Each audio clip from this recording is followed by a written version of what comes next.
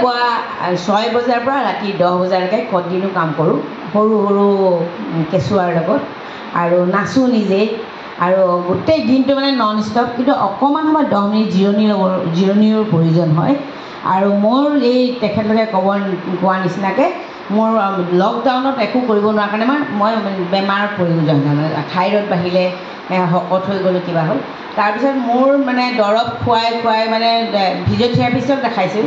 ইমানেই দৰৱ দিলে যে ভিটামিন আনবেলেঞ্চ হৈ গ'ল B12 মানে মোৰ 1600 ছামথিং হৈ গ'ল মানে আৰু ছডিয়াম বাঢ়ি গ'ল বহুত কিবা হৈ গ'ল তাৰপিছত মই বেংগলোৰৰে নেচাৰেল ডক্টৰ এজনত মানে ফোনত জুম মিটিং কৰিলোঁ মোৰ দাদাৰ ল'ৰা মানে ৰবিশংকৰজীৰ গুৰু শিষ্য আমিও মানে গুৰুজীৰ পূজা চূজা চব কৰোঁ ডিব্ৰুগড় তলৈক্য হাজৰিকা আমি তলৈক্য টিচাৰ হয় আমাৰ ফেমিলিটোত অকল গুৰুজীৰ ফলতেই চলে তাৰপাছতে তেখেতে মোক ট্ৰিটমেণ্ট দিলে এতিয়া মই ৰাতিপুৱা এছগাৰ্ড মানে কোমোৰা বা জাতিলাও ৰস খালোঁ মই এতিয়া ভাত পানী একো নাখাওঁ এওঁলোকেতো মানে চবেই গম পাইছে এতিয়া তাৰপিছত এতিয়া অলপমান ফল মূল খাওঁ তাৰপাছতে একদম টাইম টু টাইম খোৱা খাদ্যবোৰ সদায় সময়মতে খাব লাগে 12টা 12:30 ভিতৰত মানে ফুড জুচ মানে কি ফাইবাৰটো লৈ খাওঁ আৰু 1:30 পৰা 2টাৰ ভিতৰত মই অকণমান মিলেট গ্ৰীণ ভেজ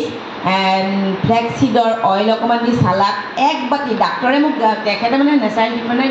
ইমান কম কিয় খাইছে তাৰপিছতে পামকিন চিড অকণমান আৰু তেনেকৈ কৰি সেইটো খালোঁ আকৌ গধূলি 6 বজাৰ ভিতৰত মই ফুড জুচ অকণমান খাব লাগে জুচ মানে উইথ ফাইবাৰ সেইখিনি খোৱাৰ পাছত যদিহে ভোক লাগে 7:30টাৰ ভিতৰত অকণমান দাইলত মানে ফাইবাৰ দিয়া কিবা খাবলৈ কয় সেইখিনি খোৱাৰ পাছত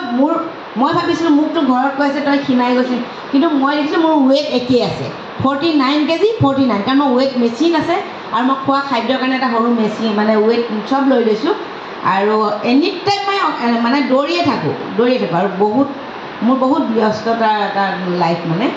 কিন্তু এতিয়াও মই অকণমান মানে কোমোৰাৰ জুচ বনাই খাই আহিলোঁ আৰু নেমু খাওঁ এফালকৈ নেমু খাওঁ দিনটোত খোৱাৰ পাছত এতিয়া কিন্তু মই একদম সুস্থ আৰু মই বহুত ভালকৈ আছোঁ আৰু মই দৰৱ একেবাৰে মানে বদলি কৰিলোঁ একদম দৰৱৰ 7,000-8,000 টকা ডেইলি দৰৱ মানে মাহত মই দৰৱ খাইছিলোঁ এতিয়া ফিজিঅ'থেৰাপিষ্টৰ ডক্টৰ আজি আহিব মই আজি ডান্স কৰিম